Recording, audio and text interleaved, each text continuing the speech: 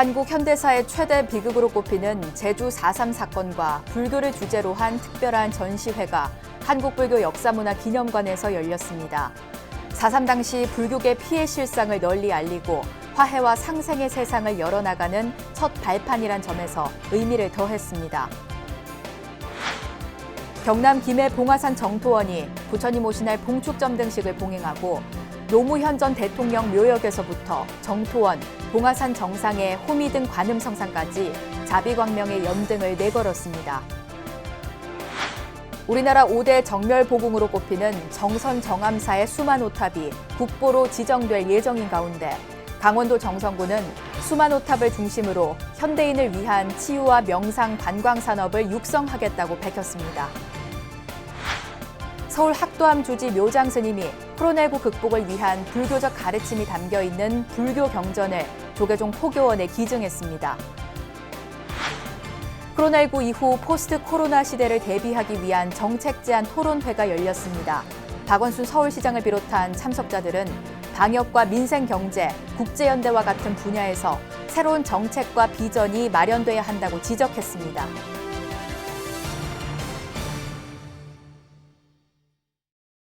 여러분 안녕하십니까? 5월 13일 수요일 BBS 뉴스입니다. 한국 현대사의 최대 비극으로 꼽히는 제주 4.3 사건으로 스님 16분이 희생되는 등 불교계 피해도 적지 않았는데요. 4.3의 사건의 진상과 불교계 피해 실태 등을 사진과 예술작품 등으로 만날 수 있는 첫 전시회가 한국불교역사문화기념관에서 열렸습니다. 이번 전시회가 4.3 사건 당시 불교계 피해 실상을 널리 알리고 당시의 아픔과 상처를 치유하고 화해와 상생의 세상을 열어나가는 계기가 될 수 있을지 주목됩니다. 첫 소식, 제주 BBS 이병철 기자가 전합니다. 제주 불교는 4.3 사건이 발발하면서 불교의 저변이 뿌리채 뽑히는 제2의 무불시대를 맞습니다. 당시 무장대와 토벌대 간에 치열한 격전이 펼쳐진 가운데 토벌대는 중산간 지역의 사찰과 스님들을 폭도로 몰아 무차별 학살을 자행하게 됩니다. 이로 인해 37개 제주 지역 사찰이 훼손되고 16명의 스님이 입적하는 등 제주 불교는 4.3으로 씻을 수 없는 상처를 입습니다. 4.3 당시 비극적인 현장과 불교계의 피해 실상을 사진과 공예 등을 통해 생생하게 만날 수 있는 전시회가 서울 도심에서 열렸습니다. 제주 불교 동백으로 화연하다라는 제목의 전시회는 한국 불교의 중심인 한국불교역사문화기념관 나무갤러리에서 개막됐습니다. 불교계는 이 자리에서 제주 불교 4.3 피해의 진실이 하루빨리 밝혀지길 기원했습니다. 제주 4.3은 72년이 지나가고 있지만 여전히 사건의 진실은 묻혀져 있습니다. 수많은 희생자에 대한 명예회복 또한 더디기만 합니다. 불교의 사찰 피해 희생당하신 스님의 진실도 어느 하나 밝혀지지 않고 있습니다. 또 전시회 개막식에는 불교계를 비롯해 기독교와 천주교, 원불교 등 이웃종교 성직자들까지 참여해 4.3 당시 종교 간 아픔과 갈등을 해소하는 화해와 치유의 장이 되기도 했습니다. 한국기독교교회협의회는 특별히 제주 4.3의 시공에서 순환당하며 제2의 무불시대를 겪어야만 했던 우리의 이웃종교인 불교의 도반들에게 통회의 마음을 전합니다. 이번 전시회는 특히 4.3 당시 제주의 주요 재배작물이었던 보리를 활용한 공예 작품으로 4.3을 형상화한 이수진 작가와 불교계 4.3 피해 현장을 발로 누비며 앵글에 담아온 김계호 사진작가가 전시회에 참여했습니다. 이 작품 보리줄기를 이용해서 만든 건데 제주 4.3의 역사 현장에서 제주 보리를 채취해서 직접 만든 거고요. 바다 건너 서울에서 처음 열린 이번 전시회는 오는 17일까지 이곳 한국불교역사문화기념관 나무갤러리에서 열립니다. 이번 전시회가 제주와 불교라는 지리적 정서적 한계를 뛰어넘어 4.3의 실상을 전국에 알리고 국민화합과 상생의 새로운 발판을 마련하는 계기가 될지 관심이 모아지고 있습니다. 한국불교역사문화기념관에서 BBS 뉴스 이병철입니다. 경남 김해 봉화산 정토원이 경내 수광전 앞마당에서 불기 2564년 부처님 오신 날 봉축점 등식을 봉행하고 국정 안정과 평화 통일을 발언했습니다. 정토원은 노무현 전 대통령 묘역에서부터 정토원, 봉화산 정상의 호미등 관음성상까지 자비광명의 연등을 내걸었습니다. 지도자들에게 지혜와 강령, 평화의 통일의 큰 힘을 내려주소서. 장독대에 불밝힌 그 어머니 같은 심령을 흉내라도 내고 싶어 많은 등불 정성들여 남고르게 밝혔더니 정토원 경내에는 산부요인과 여야 국회의원, 시도지사 등 400여 명의 주요 지도자들의 연등이 내걸렸고 특히 연등과 함께 봉화산 일원의 신묘장구 대다란이를 함께 내걸어 코로나19 사태 극복의 기원도 담았습니다. 우리나라 5대 정멸보궁으로 꼽히는 정선 정암사의 수만호탑이 국보로 지정된다는 소식을 전해드렸는데요. 강원도 정선군은 정암사 수만호탑의 국보 승격을 크게 환영하면서 수만호탑을 중심으로 현대인을 위한 치유와 명상 관광 산업을 육성해 지역 발전의 새로운 동력으로 삼겠다는 계획입니다. 춘천 BBS 김충현 기자의 보도입니다. 인류 무형문화유산 정선 아리랑, 아우라지, 가리왕산, 화암동굴 등 많은 문화유산과 이름 높은 관광지, 청정한 자연을 자랑하는 정선군. 정선군에는 최근 수만호탑 국보 승격을 반기는 지역 주민들의 현수막이 거리 곳곳을 수놓고 있습니다.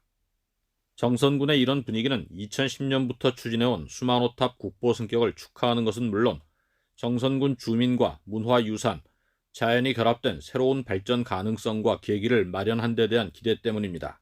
관내 관광지들하고 이번에 수만호탑 국보 승격과 더불어서 연계 관광함으로써 어떤 시너지 효과도 있을 것으로 기대를 하고 있습니다. 명상과 치유의 고장, 그러니까 웰니스 산업의 어떤 본고장으로서 새롭게 좀 자리매김해서 발전해 나갈 수 있는 방향으로 저희들이 이제 관광 트렌드를 그렇게 이제 잡아갈 것입니다. 정암사와 수만호탑은 정선 지역 주민들의 오랜 정신적 지주이자 의지의 대상으로 1000년 이상의 역사를 지켜왔습니다.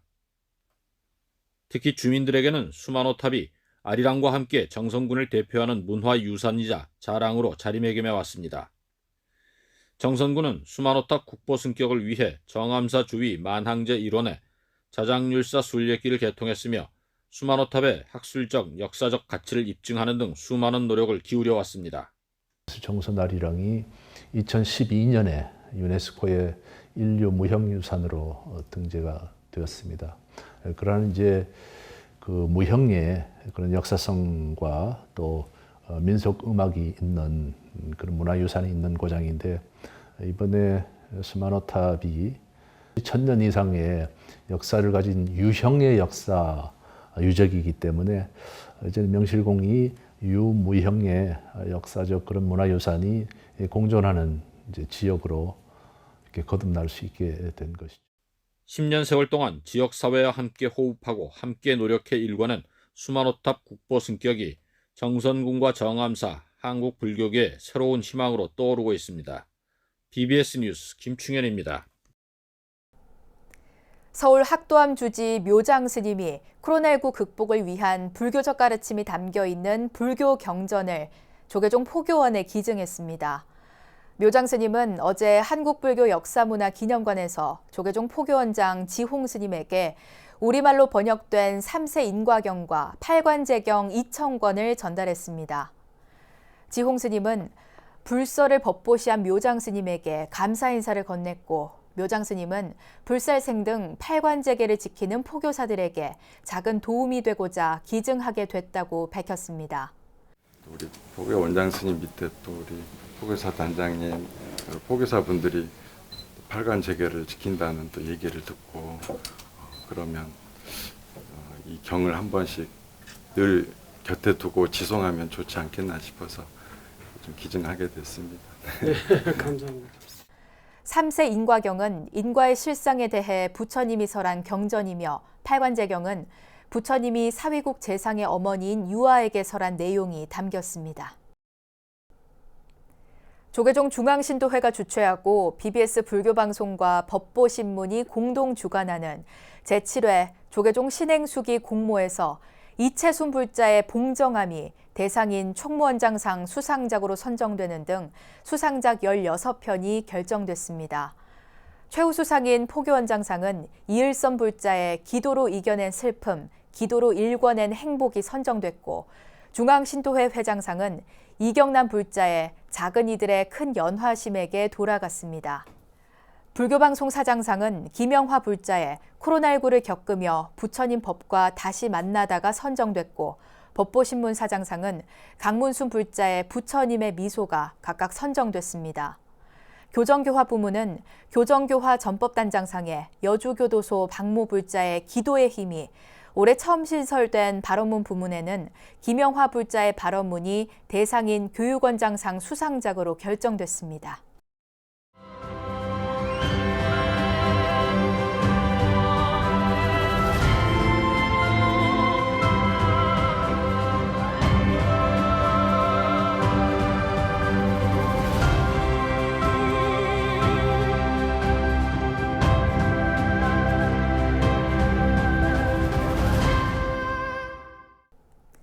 BBS 불교방송 개국 30주년을 맞아 불교방송 발전에 기여한 스님과 불자들을 소개하는 기획보도 순서입니다. 오늘은 세 번째 시간으로 수년 동안 대중들에게 행복한 삶의 길을 제시해온 이 시대 힐링 멘토이자 방송 포교사로 잘 알려진 행불선원장 월호 스님을 만나봅니다. 류기환 기자입니다. BBS TV와 라디오를 오가며 힐링과 치유의 메시지를 전하는 인기 진행자로서 불자들의 활력 넘치는 신행 활동을 이끌어온 행불선원장 월호 스님. 라디오 전파를 타고 전달되는 특유의 호탕하고 유쾌한 스님의 웃음소리는 청취자들의 나른한 오후를 깨우기에 부족함이 없었습니다. 어려운 경전도 불자들 눈높이에 맞춰 귀에 쏙쏙 들어오도록 강의하는 스님의 방송은 많은 불자들을 TV 앞으로 불러 모았습니다. BBS 라디오가 보신불이고 BBS TV가 화신불입니다. 그리고 이걸 만들어내는 제작자와 시청자, 청취자가 법신불이에요. 그래서 이 삼신불의 가피로 삼전법륜을 잘 굴려서 이 불법승, 삼보가 융성하게 되면은 월호 스님은 BBS 불교방송과 라디오 경전 강의를 통해 첫 인연을 맺게 됐습니다. 새벽 경전 강의를 꾸준히 진행했던 스님은 공개 강의를 열 기회가 생겼고, 이 당시 불교방송 법당 답어원을 가득 메운 불자들을 바라보며 방송의 무한한 파급력을 새삼 확인하게 됐다고 회상했습니다.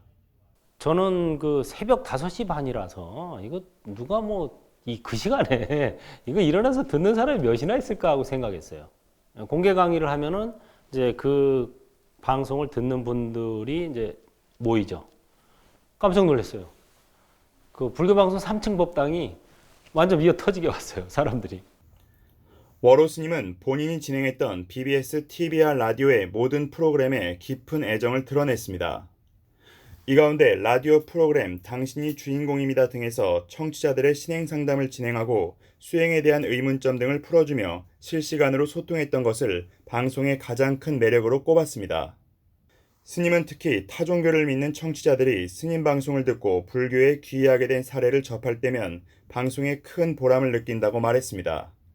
근데 라디오는 이제 전화 통화하든가 문자 메시지 받든다든가 이런 거는 실시간이거든요. 또 수행에 대한 어떤 의문점 이런 거를 이제 주고받고 하는 게 빨라요. 바로 그 자리에서 되고, 또 그런 걸 들으면서 막상 질문한 사람은 한 사람이지만 또 수많은 사람들이 공통된 의문을 가지고 있는 거예요. 스님은 현재 부처님의 생애를 108개송으로 설명하는 TV 프로그램 행불 아카데미를 진행하며 시청자들과 소통을 이어나가고 있습니다. 선원이 자리한 서울과 경기도 이천을 오가는 바쁜 일정에도 스님이 경전 강의를 놓지 못하는 것은 불자들의 삶에 대한 고민과 신행 활동의 어려움을 덜어주기 위한 근본적인 해결책을 일러주기 위해서입니다. 답은 경전에 다 있구나. 다만 이거를 잘 편집하고 잘 번역을 해서 사람들이 쉽게 접근할 수 있게 만들어주는 게 왜 고기 한 마리, 물고기 한 마리 주는 것보다 물고기 잡는 법 가르쳐 주는 게 훨씬 수승한 거 아닙니까? 스님은 방송 포교의 중요성을 강조하며 앞으로 다가올 비대면 시대를 맞아 좀 더 짧고 재밌게 접할 수 있는 유튜브 콘텐츠 개발의 중요성을 강조했습니다. 근데 그 개성이 바로 우리 인생사에 대한 답이에요. 답을 이렇게 함축성 있게 또 외우기 좋게 만들어 놓은 거죠. 불교 방송에서도 좀 짧으면서도 임팩트 있는 그런 것들을 좀 막 만들어서 많이 올리면 훨씬 효율적이 아닐까. BBS 뉴스 류기환입니다. 불교 상담개발원과 BBS 불교방송이 자살 예방 등 우리 사회의 생명 존중 사상 확대를 위한 생명살림 법회 성공적 개최를 위해 힘을 모읍니다. 불교 상담개발원장 선업스님과 이선재 BBS 사장은 마포 불교방송 본사에서 생명살림 법회 홍보와 방송을 위한 업무 협약을 맺었습니다. 이 BBS를 통해서 전국적으로 이 좋은 행사를 알릴 수 있어서 항상 너무나 고맙고 감사하게 생각하고 있습니다. 올해도 이 좋은 행사를 같이 협약 맺고 진행하다 보면 정말 그 많은 사람들 마음에 이 존중이라는 두 글자를 새길 수 있지 않을까 싶습니다. 문화체육관광부의 민관협력 자살예방 사업의 일환으로 열리고 있는 생명살림 법회는 올해 조계사와 봉은사, 수원 봉령사, 부산 범어사에서 봉행될 예정입니다. 코로나19 이후 포스트 코로나 시대를 대비하기 위한 정책 제안 토론회가 열렸습니다. 박원순 서울시장을 비롯한 참석자들은 방역과 민생경제, 국제연대와 같은 분야에서 새로운 정책과 비전이 마련돼야 한다고 지적했습니다. 유상석 기자가 토론회 현장을 다녀왔습니다. 잠잠해지는 듯 했지만 다시 집단 감염이 발생하면서 장기화되고 있는 코로나 사태. 시민들의 삶은 물론 사회와 경제 전반에 큰 변화를 일으켰습니다. 코로나 이후의 시간, 이른바 포스트 코로나는 어느새 미래가 아닌 현재가 됐습니다. 이 포스트 코로나를 대비하기 위해 서울시 산하 연구기관인 서울연구원이 정책 제안 토론회를 열었습니다. 토론회에 참석한 박원순 서울시장은 포스트 코로나에 대비하기 위한 새로운 정책과 비전이 필요하다고 강조했습니다. 핵심은 이제 불가피하게 우리가 이런 그 감염병과 함께 살아가는 시대를 열 수밖에 없다는 사실입니다. 다시 말씀드리면 한편에서는 확진자들이 계속 나오면서 또 어느 정도 이런 확진자의 숫자를 통제하면서 그러면서도 일상의 삶을 유지해갈 수밖에 없습니다. 박 시장은 포스트 코로나를 위한 정책으로 감염병 발병에 대응하는 새로운 방역 모델과 경제적 어려움으로부터 시민을 살리는 민생 방역, 사회적 불평등에 대한 대응, 4차 산업혁명 선도, 국제연대를 제안했습니다. 문재인 대통령이 제안한 전국민 고용보험을 전면적으로 도입해 코로나 사태로 더욱 심각해질 양극화를 막아야 한다는 의견도 밝혔습니다. 특수 고용관계 노동자들이라든지 또 플랫폼 노동자라든지 또는 자영업자들은 사실은 이런 위기가 오면 그만큼 일자리를 잃거나 수익이 아주 현격한 감소를 경험하게 되는 거죠. 포스트 코로나 정책과 비전에 대한 세부 토론도 이어졌습니다. 아직 집단 감염이 발생하지 않았지만 여전히 취약한 지역에 대한 예방을 강화하고 서민들에 대한 금융 지원 창구를 확대해야 한다는 지적입니다. 서울시의 지하철 그리고 기차역, 버스터미널, 싱가포르의 사례를 봤을 때 외국인 노동자들이 밀집해서 사는 이 모여있는 지역들에 대해서는 저희가 기존에 하고 있었던 방식보다는 보다 더 선제적이고 적극적인 방식의 모니터링과 예방 전략이 필요하다고 보여집니다. 정책 금융지원 프로그램의 내용과 창구를 현행보다 단순화할 필요가 있고 전 금융권으로 확대가 요구됩니다. 제2금융권에서도 대출에서 상환유예나 금리 인하 등의 조치가 시행될 수 있어야 할 것입니다. 코로나19로 큰 변화에 부딪힌 우리 사회. 새로운 정책과 비전이 필요하다는 지적에 힘이 실리고 있습니다. BBS 뉴스 유상석입니다. 이태원 클럽발 코로나19의 확산으로 전국 학생들의 등교길이 일주일 뒤로 또 미뤄졌습니다. 코로나19 확산 추세에 따라 등교가 더 미뤄질 수도 있어 대학 입시를 준비하는 고3 수험생을 비롯해 학사 일정의 혼란과 차질이 우려되고 있습니다. 박성용 기자가 보도합니다. 사회적 거리두기와 온라인 원격 수업, 치밀한 학교 방역과 등교 수업 준비까지. 그러나 학교 정상화의 기대감은 잠시뿐이었습니다. 이태원 클럽발 코로나19의 재확산으로 전국 학교의 등교길이 막혔기 때문입니다. 교육부는 오늘 질병관리본부 등 방역당국과의 협의를 거쳐 학생의 안전을 보장하기 위해 고3 학생이 등교 수업을 5월 20일로 일주일 연거하는 것이 불가피하다고 결정하였습니다. 따라서 고3 이외 학년의 등교 일정은 일주일 수년합니다. 지난 주말부터 예사롭지 않던 이태원 클럽발 확진자 발생 추이는 결국 등교 연기로 이어졌습니다.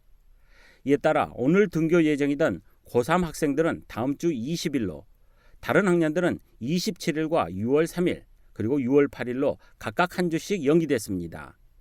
교육부는 앞으로 일주일의 시간 동안 등교 여부를 최종 판단할 예정입니다.